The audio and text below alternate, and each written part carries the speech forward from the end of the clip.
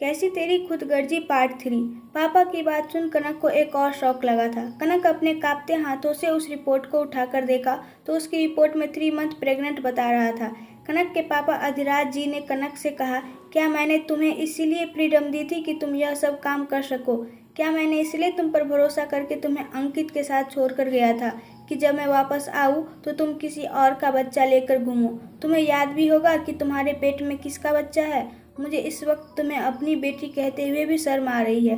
कनक अपने पापा के पैरों को पकड़कर रोते हुए कहा, नहीं पापा, यह सब झूठ है, मैंने कुछ भी नहीं किया है। कनक को रोते देख अधिराज जी पिघलने लगे थे, लेकिन फिर उन्होंने कुछ सोचते हुए कहा, आज से तुम मेरे लिए मर गई हो। अंकित के सिवा मेरा कोई नहीं है। आज के बाद इस घर में कभी कदम मत रखना। चली जाओ यहाँ से। कनक ने रोते हुए गिड़गिड़ाते हुए अपने पापा से कहा, पापा मैं कहाँ जाऊँगी? आप तो जानते हैं इस घर के अलावा मेरे पास कोई और घर नहीं है और मेरा कोई दोस्त भी नहीं है। तभी उसके पापा ने कहा, उनके पास जाओ जिनका बच्चा लेकर घूम रही हो 3 महीने से। जाओ यहाँ से। कनक अपने पापा की बात सुन वह खुद को जबरदस्ती उठाते हुए उस घर के दरवाजे से ही वापस लौट गई।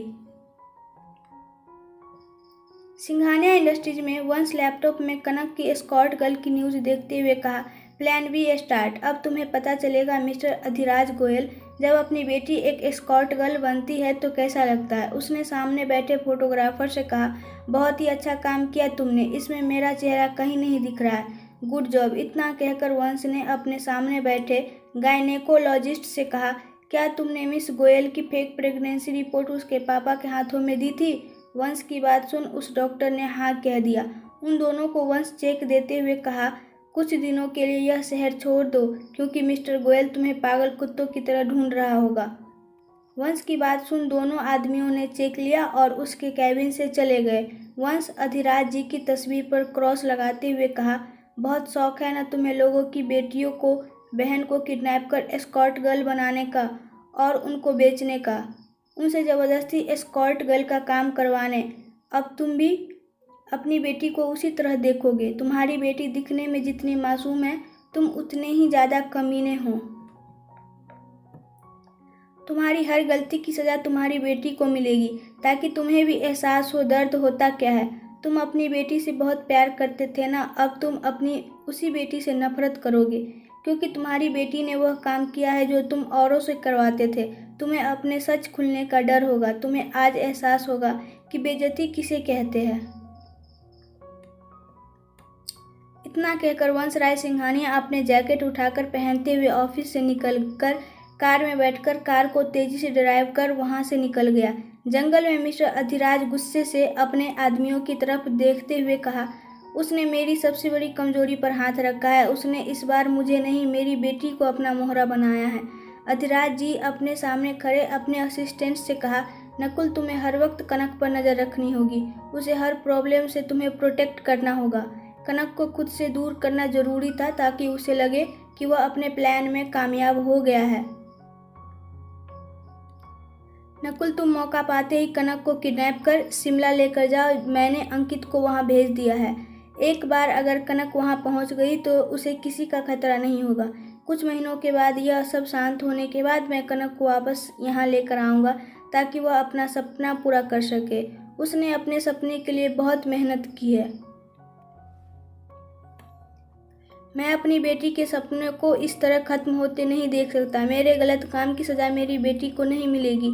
यह जिसने भी किया है उसे मैं जिंदा नहीं छोड़ूंगा। नकुल ने अधिराज से कहा, किंग बॉस आपको कनक मैम को इस तरह घर से नहीं निकालना चाहिए था, वह प्रेग्नेंट है। नकुल की बात को बीच में काटते हुए अधिराज ने नकुल से कहा, वह प्रेग्नेंट नहीं है, मेरी बेटी बहुत मासूम है।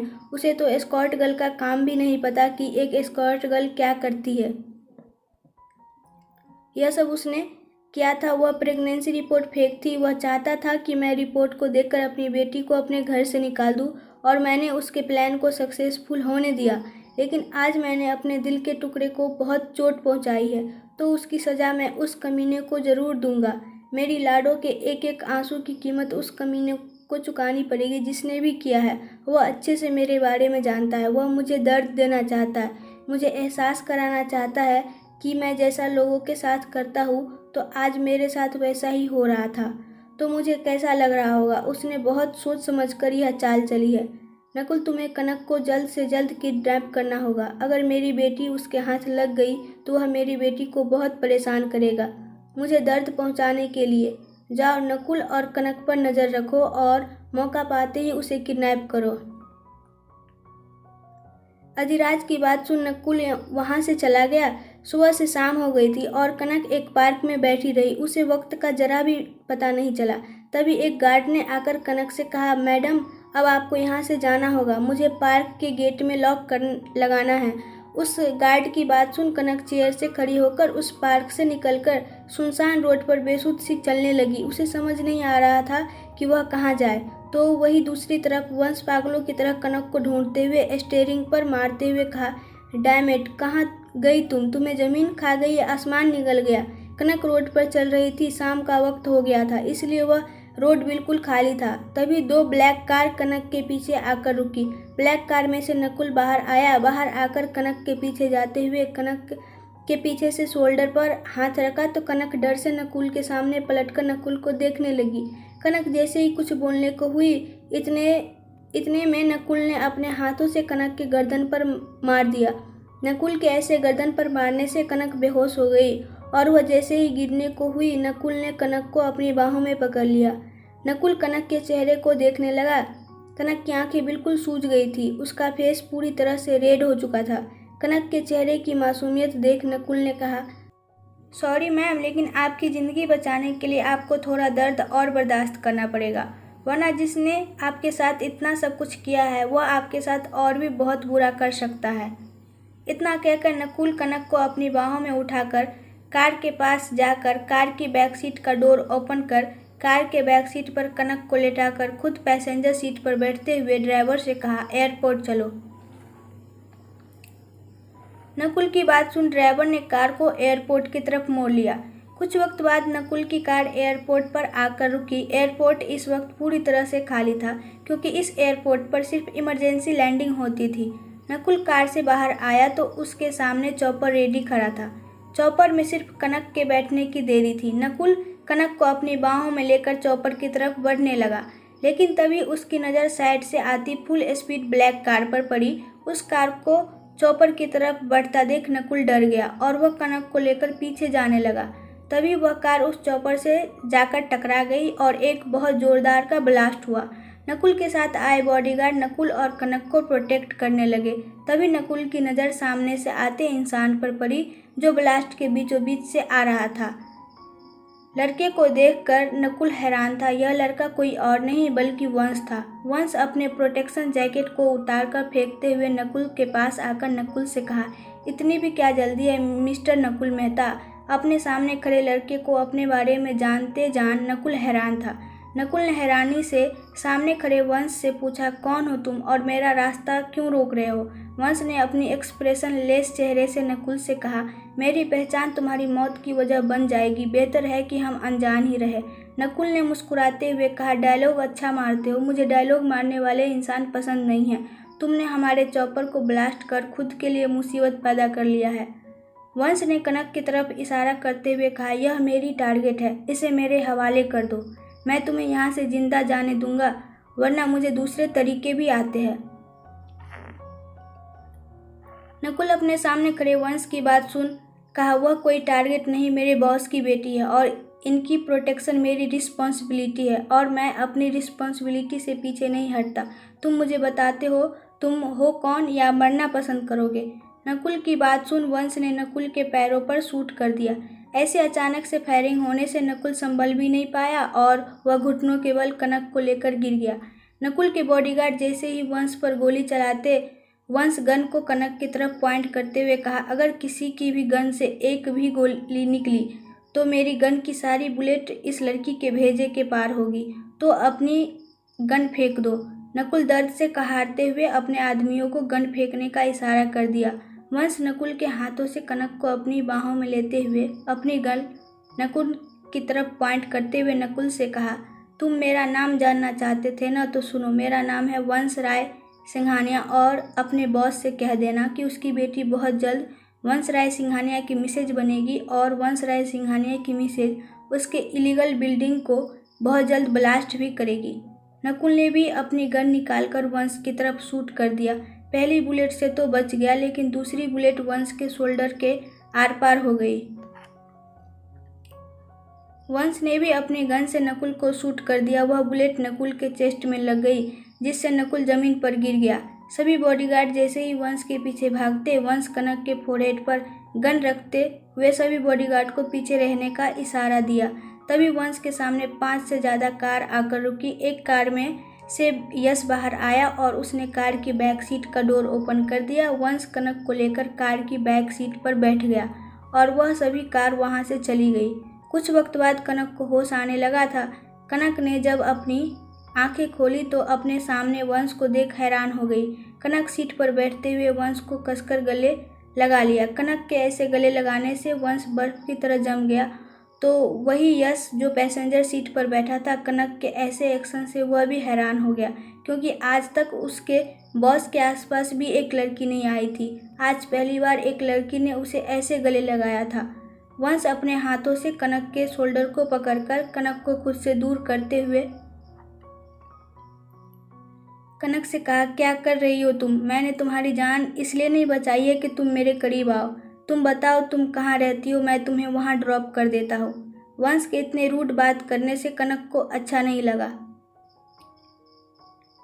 कनक ने अपनी कांपते होठों से वंश से कहा, आपने मेरी जान बचाई है। कनक का सवाल सुन वंश अपनी एक आईब्रो उठाकर कनक को देखते हुए कहा, क्यों, तुम्हें कोई शक हो रहा है क्या? तुम्हें याद नहीं कि किसने तुम्हें बेहोश किया था? कनक को नकुल का चेहरा याद था। कनक ने धीरे से वंश से कहा, मुझे याद है। कनक की बात सुन वंश अपने कोल्ड आवाज में दोबारा से कनक से कहा, तो क्या हम में से कोई इंसान दिख रहा है जो तुम्हें किडनैप करने की कोशिश कर रहा था? कनक ने ना में गर्दन हिला दी। यश ने भी कल मास्क पहना था, जिस वजह से कनक ने यश को भी नहीं पहचाना था। कनक ने नजर झुकाए हुए वंश से पूछा, वह क्यों मुझे किडनैप करना चाहते थे? वंश ने कनक को देखते हुए कहा, क्योंकि तुम एक एस्कॉर्ट गर्ल हो और वह तुम्हें बेचना चाहते थे। वंश की बात सुन कनक एक झटके से वंश को देखते हुए कहा, मैं एस्कॉर्ट गर्ल नहीं हूँ। मुझे तो पता भी नहीं कि यह एस्कॉर्ट गर्ल कौन सा काम करती है। बस इतना जानती हूँ, ऐसी लड़कियों को लोग अच्छी नज़र से नहीं देखते। कनक की इतनी मासूमियत देख वंश पूरी तरह से हैरान हो गया। कनक ने वंश से कहा, थैंक यू मुझे बचाने के लिए। वंश ने कनक से कहा, मैं किसी पर एहसान नहीं करता और ना ही मैंने हर किसी की जान बचाने की रिस्पॉन्सिबिलिटी ली है। मैंने तुम्हारी जान बचाई है, उसके बदले मुझे तुमसे कुछ चाहिए। कनक वंश की बिना पूरी बात सुने कहा, हाँ मैं आपको देने के लिए तैयार हूँ, मुझे कोई प्रॉब्लम नहीं है। वंश ने कनक से कहा, आधी अधूरी बातें सुनकर फैसला मत किया करो, पहले मेरी पूरी बात तो सुन लो कि मैं चाहता क्या हूँ। कनक को वंश से डर लग रहा था, क्योंकि वंश का बिहेवियर वाकई में बहुत ज़्यादा रूड था। तभी कनक की नज़र वंश के शोल्डर पर पड़ी, जहाँ से खून बह रहा था। कनक ने वंश के शोल्डर पर अपने हाथों को रख वंश से पूछा, यह आपको क्या हुआ? क्या मुझे बचाते वक्त आपको लग गई है? वंश के शोल्डर पर पट्टी बंधी थी, लेकिन कनक के ऐसे अचानक से गले लगाने से वंश की चोट दब गई थी और उसके हाथों से खून निकल रहा था। कनक के छुअन से वंश को करंट सा महसूस हो रहा था। वंश कनक के हाथों को झटकते हुए कहा, मुझे छूने की हिम्मत मत करो, वरना जलकर राख हो जाओगी। वंश के इस तरह चिल्लाने से कनक डर गई थी। कनक बिल्कुल कार के डोर से सटकर ऐसे बैठी थी जैसे छोटा सा बच्चा। कनक ने धीरे से कहा, क्या आप आग के बने हैं? कनक का सवाल सुन वंश कनक को घूरते हुए कनक के सवालों को इग्नोर कर कनक से पूछा, तुम्हारा घर कहाँ है? बताओ मुझे, मैं वहाँ ड्रॉप कर देता हूँ। वंश का सवाल सुन कनक ने रोते हुए वंश से कहा, मेरा कोई घर नहीं है। वंश कनक को देखते हुए कहा, तो क्या तुम मेरे साथ रहना चाहोगी? कनक ने वंश की बात सुन हाँ में गर्दन हिला दी। कनक की मासूमियत देख यश कनक को पसंद करने लगा था। उसे कनक बहुत ही ज़्यादा अट्रैक्टिव लग रही थी। उसने अपनी लाइफ में आज से पहले इतनी मासूम लड़की नहीं देखी थी। यश एकटक फ्रंट मिरर से कनक को देख रहा था। यश को कनक को देखते देख वंश ने ड्राइवर से कहा, स्टॉप द कार। ड्राइवर ने कार रोक दी। इस तरह बीच सड़क पर कार रोकने से यश ने वंश से पूछा, क्या हुआ बॉस? यश ने इतना ही कहा था कि तभी वंश ने अपनी कोल्ड आवाज़ में कहा, आउट। वंश की बात सुन यश हैरानी से वंश को देखने लगा। यश को देखते हुए वंश ने यश से कहा, तुम्हें सुनाई नहीं दिया? मैंने क्या कहा? ऑट, अभी के अभी मेरी कार से बाहर निकलो। वंश को इस तरह गुस्सा होते देख यश जल्दी से कार से बाहर निकल गया। यश के कार से बाहर निकलते ही वह कार वहां से निकल गई। यश वंश की कार को जाते देख देखता रह गया। उसे समझ नहीं आया आखिर उसने उसके साथ ऐसा क्यों किया। आखिर वंश ने कनक से झूठ क्यों कहा? वंश अपनी पहचान कनक से क्यों छिपा रहा है? क्या कनक वंश के जालों में उलझकर रह जाएगी? अगर आपको इस कहानी का आगे का पार्ट देखना है तो कमेंट में बताएं और प्लीज़ आप लोग मेरे चैनल को सब्सक्राइब कर दो। Thank you.